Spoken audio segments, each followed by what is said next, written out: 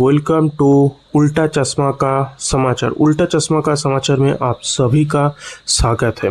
ठीक है, चलिए एक बहुत ही बड़ी बहुत ही एक इम्पोर्टेंट अपडेट आ रही है और उसके ऊपर हम लोग एक पूरी डिटेल्ड एनालिसिस करते हैं कि क्या हुआ है एग्जैक्टली उसके ऊपर। देखिए, रिसेंटली किया हुआ WDMMA के द्वारा एक पूरी दुनिया में जिन सभी कंट्री के पास एक एयरफोर्स है उसका एक सर्वे किया गया और वो सर्वे किया गया है करीबन 103 कंट्री के ऊपर और करीबन 129 सर्विसेज के ऊपर। सर्विसेज मतलब क्राइटेरिया के ऊपर बेस करके सर्वे करा गया और उस हिसाब से एक रैंकिंग निकल गया और यहाँ पे करीबन 48,000 से भी ज़्यादा एयरक्राफ्ट को पर एक्चुअल नंबर 48,082।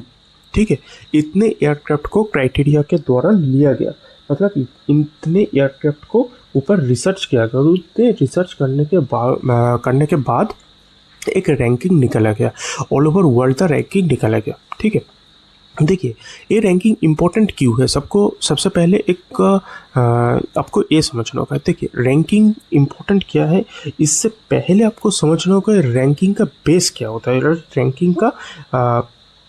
रैंकिंग का मतलब एक कर लीजिए कि बेसिस क्या होता है, उसको आपको समझना होगा। अगर आप इसको समझ रहेंगे फिर आपको समझेगा कि रैंकिंग का इतना इम्पोर्टेंस क्यों और क्यों इसके ऊपर इतनी बात हो रही है। देखिए सबसे पहली बात ये है कि इसका जो रैंकिंग है, सबसे पहले बात ये है रैंकिंग का बेस है कि ऑपरेशनल रेडी कितना है। मतलब एक जेट, एक कंट्री किसी भी ऑपरेशन के लिए या फिर अगर उसके ऊपर अटैक होता है तो उसके लिए कितना रेडी है और उसके अटैक होने के बाद वो रिस्पॉन्ड करने के लिए कितना रेडी है। दूसरी, अगर उसका अटैक होता है तो उसको डिफेंस करने के लिए कितना रेडी है। थर्ड, उसके पास एयरक्राफ्ट कितने हैं। फोर्थ, उसके पास बॉम्बर कितने हैं। फिफ्थ, उसके पास हेलीकॉप्टर्स कितने हैं, कितने तरीके का बॉम्बर से, कितने तरीके का जेट से, कितने तरीके का हेलीकॉप्टर से और उसका बैलेंस कितना है, उनका पायलट्स कितना ट्रेंड है, उनका ऑपरेशनल एक्सपीरियंस है या फिर नहीं है, उनका ट्रेनिंग जहाँ पे होता है वो कितना सही है, उनका ट्रेनर एयरक्राफ्ट कितना सही है, अगर वो मॉडर्न है या फिर ओल्ड जनरेशन का उनके पास एयरक्राफ्ट से उनके पास टेक्नोलॉजी कितना है, उनके पास एवक्स या फिर अर्ली वार्निंग का जो सिस्टम होता है वो कितना है। ठीक है, उसका लॉजिस्टिक सपोर्ट कितना होता है, मान लीजिए ईयर टू ईयर रिफ्यूलिंग में वो देश कितना आगे है। ये सब कुछ के ऊपर बेस करके रेटिंग निकाला गया। तो अगर आप समझ गए कि अगर इतना सब कुछ क्राइटेरिया, मैं तो कुछ ही क्राइटेरिया आपको बोल पा रहा हूँ, अगर इतना क्राइटेरिया के ऊपर दे रहा है तो उसका मतलब होता है ये एक्चुअल रैंकिंग है। आप मान के चलिए ये एक्चुअल रैंकिंग है। ठीक है, तो ये है जैसे मैंने आपको बताया 129 सर्विसेज के ऊपर 103 कंट्रीज के ऊपर से किया गया। ठीक है, तो इंडियन एयरफोर्स का जो की स्ट्रेंथ यहाँ पे निकल के आया, जैसे मैंने आपको बताया, जो आगे वीडियो में भी हम लोग डिस्कस करेंगे कि हम लोगों का बैलेंस फ्लीट है। हम लोगों के पास 31.6% फाइटर जेट से, 29% हेलीकॉप्टर से, 21.8% ट्रेनर एयरक्राफ्ट से और उस वजह से क्या होता है कि हम लोगों का जो एयरफोर्स है वो बहुत ज़्यादा बैलेंस है और उस बैलेंस होने के साथ क्या होता है कि हम लोग ज़्यादा देर तक एक फ्रंट लाइन वॉर में टिके रह सकते हैं।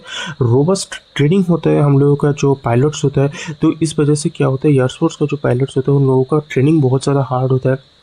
ठीक है, हम लोगों का सपोर्ट सिस्टम या फिर नेटवर्क बहुत ज़्यादा स्ट्रॉन्ग होता है। नेटवर्क का मतलब सिर्फ इतना नहीं है कि रैडर सिस्टम, मतलब हम लोग का ग्राउंड स्टाफ, जो स्टाफ उनको हेल्प करते हैं वो बहुत ज़्यादा सही रहता है। उनका भी ट्रेनिंग बहुत ज़्यादा डिफ़िकल्ट रहता है, उनको भी बहुत ज़्यादा ट्रेनिंग दिया जाता है। हम लोगों का एक मल्टीप्लेयर है, मतलब हम लोग सिर्फ और सिर्फ फाइटर जेट्स पे डिपेंडेंट नहीं है। हम लोगों का वेवर्क्स बहुत सही है, हम ईयर टू ईयर रिफ्यूलिंग में भी मास्टर है और हम लोग logistic supply by the C-17 globe master and Hercules के थ्रू हम लोगों का बहुत ज़्यादा सही है। हम लोगों का रैडर सिस्टम बहुत ज़्यादा सही है।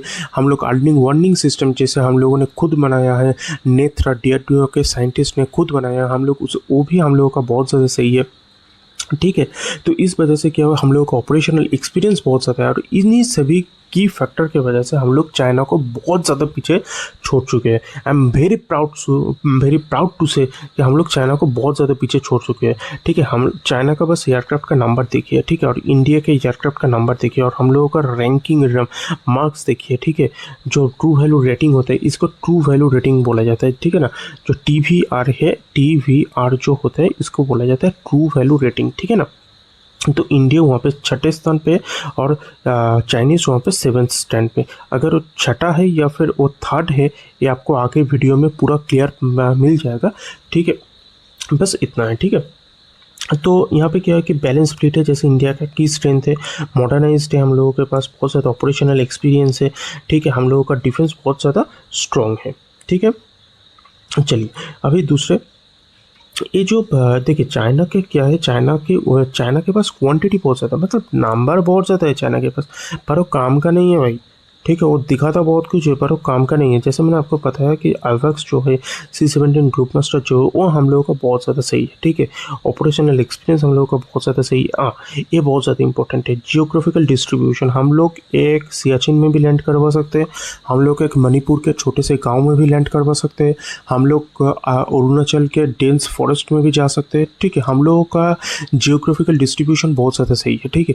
हम लोग बहुत ज़्यादा लाइट वेट, हम लोगों के पास जैसे इंडिया ने खुद बनाया है प्रचंड है, और उसके बाद साथ साथ और एक है जो उसका नाम अभी याद नहीं आ रहा है, जिसे HAL ने बनाया है, और उसको हम यूज़ करके बहुत ज़्यादा मतलब लाइट वेट होने के बाद साथ क्या होता है कि हम लोग हाई एल्टीट्यूड में उसको फ्लाई कर सकते हैं, ठीक है। तो हम लोगों का जियोग्राफी इतना ज़्यादा डाइवर्स है, और उस वजह से क्या होता है कि इट गिव्स एक्चुअली ये स्ट्रेंथ टू इंडियन आर्मी, क्योंकि हम लोग कहीं जगह मतलब कहीं पे भी हम लोग डिप्लॉय हो सकते हैं, हमारे इंडियन आर्मी और इंडियन एयरफोर्स, और कहीं पे भी हम लोग मतलब काम कर सकते हैं, ठीक है।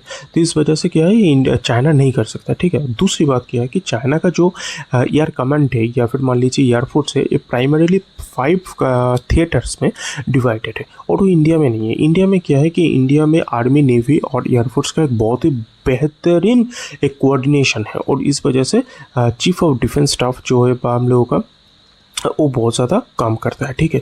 और हम लोगों का बहुत ज़्यादा कोऑर्डिनेटेड है, ठीक है ना, हम लोग बहुत ज़्यादा कोऑर्डिनेटेड है, इंडियन एयरफोर्स बहुत ज़्यादा कोऑर्डिनेटेड है, ठीक है। हाँ, इसमें आप लोग समझिए, सबसे पहले बात, हम लोगों का फ्लीट बहुत ज़्यादा ऑप्टिमाइज्ड है। चाइना के पास बल्क है, चाइना के पास नंबर्स है, बट इंडिया के पास क्या है, बैलेंस है। जैसे मैंने बताया 31.6% फाइटर जेट्स है, 29% हेलीकॉप्टर्स है, और 21.8% ट्रेनर एयरक्राफ्ट है। तो इसलिए क्या होता है कि हम लोगों का क्वालिटी बहुत ज़्यादा सही है। देखिए सिर्फ और सिर्फ फाइटर जेट्स आपको एक वार नहीं जिता सकता।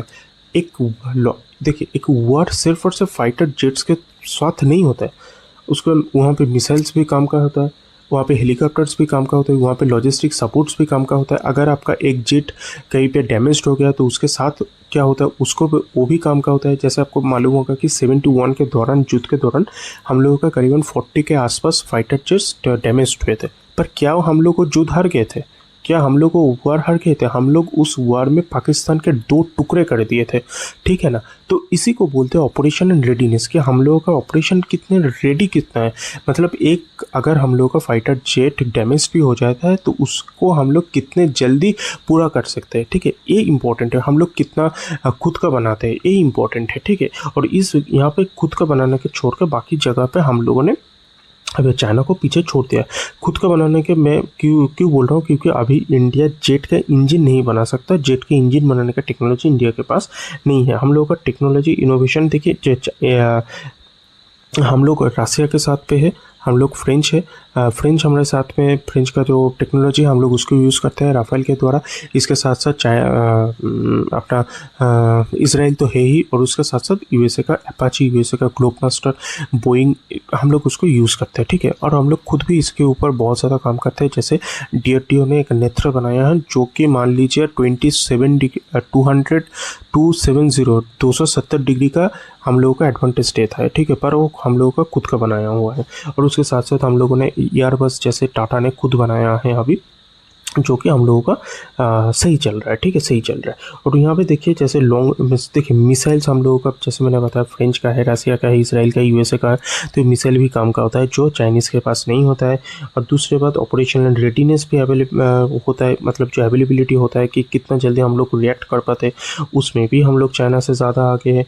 और हम लोग क्या होता है, ये हम लोग का एक्सपीरियंस बहुत ज़्यादा है यार, बहुत ज़्यादा एक्सपीरियंस है, ये बहुत ज़्यादा एक्सपीरियंस है। हम लोग बहुत सारे मुल्क के साथ, बहुत सारे कंट्री के साथ हम लोग एक जॉइंट ऑपरेशन करते हैं, ठीक है, जो कि चाइना नहीं करता, ठीक है। अभी आ जाइए मेन मुद्दे पे। सबसे पहला रैंक यूएसए, दूसरा रैंक यूएसए नेवी, पहला यूएसए एयरफोर्स, दूसरा यूएसए नेवी, तीसरा रसिया, चौथा USA army, 5 USA marine corps. मान लीजिए यूएसए अगर पहले 5 में से 4 में है तो यूएसए नंबर 1 पे आ गया, ठीक है। नंबर 2 पे रसिया आ गया, तो नंबर 3 पे कौन आया भाई? नंबर 3 पे कौन आया? नंबर 3 पे अपना इंडिया है भाई, पूरी दुनिया में थर्ड, ठीक है ना भाई, पूरी दुनिया में, ठीक है। चाइना वहाँ पे 4th पे है, जापान वहाँ पे 5th पे है, और इंडिया और जापान ने अभी बहुत सारे एग्रीमेंट किया है, उसके ऊपर भी मैं डिटेल वीडियो बना दूंगा, ठीक है ना भाई। हम लोग 5th पे, थर्ड पे, ठीक है। चलिए, और हम लोग एक डिटेल्ड एनालिसिस कर लेते हैं किस में हम लोग ज़्यादा है, किस में हम लोग कम है। देखिए जैसे स्टेल्थ जनरेशन पर बोलते हैं, वहाँ पे हम लोग पीछे हैं, हम लोगों के पास कोई नहीं है, ठीक है भाई। हम लोगों के पास 5th जनरेशन, इसका मतलब होता है 5th जनरेशन एयरक्राफ्ट जो कि रेडर में पकड़ा नहीं जाता है, हम लोगों के पास वो नहीं होता है। हम लोगों को ख़रीदने का ऑप्शन मिला था, खरीदने के लिए यूएसए ने भी बहुत ज़्यादा प्रेशराइज किया था F-35, बट इंडिया ने वो F-35 नहीं लिया था क्योंकि F-35 का मेंटेनेंस बहुत ज़्यादा डिफिकल्ट होता है, ठीक है। और F-35 एक बहुत ही महंगा खिलौना है, उसको इंडिया के काम का नहीं है, ठीक है। महंगा है, बहुत ज़्यादा महंगा है, ठीक है। और रसिया का Su-57 भी है, पर Su-57 पूरी तरीके से सेल्थ जो है वो नहीं है, पर काम का है, पर हम लोग इंडियन ले नहीं सकते क्योंकि अगर हम लेंगे तो हम लोगों के ऊपर रिस्ट्रिक्शन आ जाएगा, हम लोग के ऊपर कुछ मतलब ज़्यादा ये लग जाएगा, तो उस वजह से हम लोग इंडिया अभी वो नहीं ले रहा है, ठीक है। तो 5th जनरेशन चाइनीज़ के पास है, चाइनीज़ का J-20 है, इंडिया का नहीं है। पर हम लोग आगे कहाँ पे, ये बैकबोन हम लोग सुखोई 30 देखिए रशियन ओरिजिन का एक एयरक्राफ्ट है, पर हम लोगों ने उसके ऊपर बहुत ज़्यादा काम किया है। हमारे साइंटिस्ट को उसको मतलब रशिया ने जितना दिया बस उतना हम लोगों ने नहीं छोड़ा है, हमारे साइंटिस्ट ने उसको 4.5 जनरेशन एयरक्राफ्ट में कन्वर्ट कर दिया है, ठीक है। और बहुत ज़्यादा डेवलप्ड है, उसके साथ साथ हमारे पास राफेल है, तो उस मामले में हम लोग बहुत ज़्यादा आगे है, ठीक है।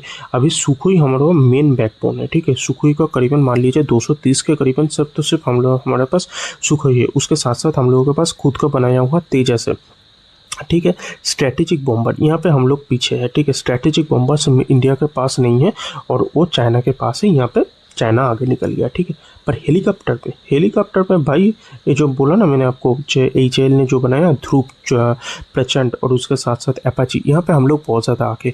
एयर टू एयर रिफ्यूलिंग में हम लोग बहुत ज़्यादा आगे है, मिसाइल में हम लोग बहुत ज़्यादा आगे है, लॉन्ग रेंज मिसाइल्स में हम लोग बहुत ज़्यादा आगे, ऑपरेशनल टैक्टिक्स में हम लोग बहुत ज़्यादा आगे, ऑपरेशनल एक्सपीरियंस में हम लोग बहुत ज़्यादा आगे, एयरक्राफ्ट के जो पायलट्स है उसके ट्रेनिंग में हम लोग बहुत ज़्यादा आगे, उसके ग्राउंड स्टाफ के ट्रेनिंग में हम लोग बहुत ज़्यादा आगे, ठीक है। तो इसी मामले पर हम लोग बहुत ज़्यादा आगे हैं। और ये रहा सबसे इम्पोर्टेंट बात, हम लोगों का एक बैलेंस है, ठीक है। फाइटर एयरक्राफ्ट देखिए ऐसा नहीं है कि सिर्फ आप सारे एयरक्राफ्ट को जो एक युद्ध के लिए या फिर वॉर के लिए रेडी कर दोगे, फिर नया पायलट को सिखाओगे कहाँ पे, उसको भी तो सिखाना है।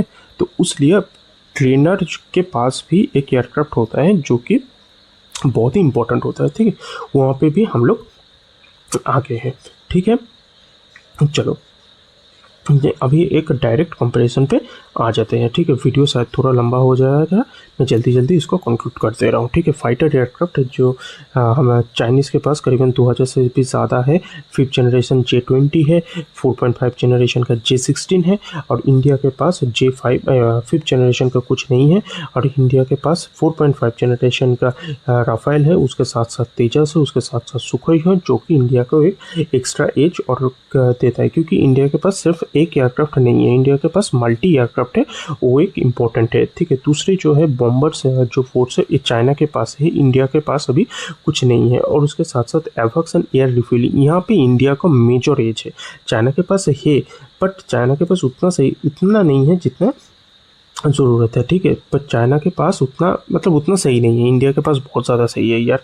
इंडिया के कहाँ गया DRDO नेत्रा, जैसे मैंने आपको बताया इंडिया का खुद का बनाया हुआ है, ठीक है। और यहाँ पे क्या होता है, हम लोगों का जियोग्राफी, जैसे मैंने आपको बता दिया कि जियोग्राफी हम लोगों का कैसे होता है, और उसके साथ साथ चाइना ने 5 थिएटर्स में उसका जियोग्राफी डिवाइडेड होता है, जो कि इंडिया का नहीं है, इंडिया का बहुत ज़्यादा कोऑर्डिनेटेड है, इंडिया का बहुत ज़्यादा कोऑर्डिनेटेड है, ठीक है। और जैसे मैंने आपको बताया ट्रांसपोर्ट एंड लॉजिस्टिक जो C-17 ग्लोबमास्टर हरक्यूलिस कहाँ गया, एयरबस जैसे इंडिया ने खुद बनाया है टाटा के द्वारा, या हरक्यूलिस C-17 ग्लोबमास्टर, वो इंडिया को एक मेजर एज देता है। जैसे आपको देखा है, आपको रिसेंटली ऑपरेशन अमसाद जो कि वेनेजुएला में हो रहा है, और उसके साथ साथ यूक्रेन में, और ये सब कुछ आपको दिखा है कि वहाँ पे C-17 ग्लोबमास्टर ने कैसा काम किया है, ठीक है। अभी इंडिया के पास करीबन 11 या फिर 17 C-17 ग्लोबमास्टर है, और अभी का बात चल रही है कि इंडिया और भी शायद करीबन बहुत ज़्यादा एयरक्राफ्ट के लिए इंडिया और यूएसए का बीच में एक डील हो सकता है, पर अभी र्यूमर्स है, अभी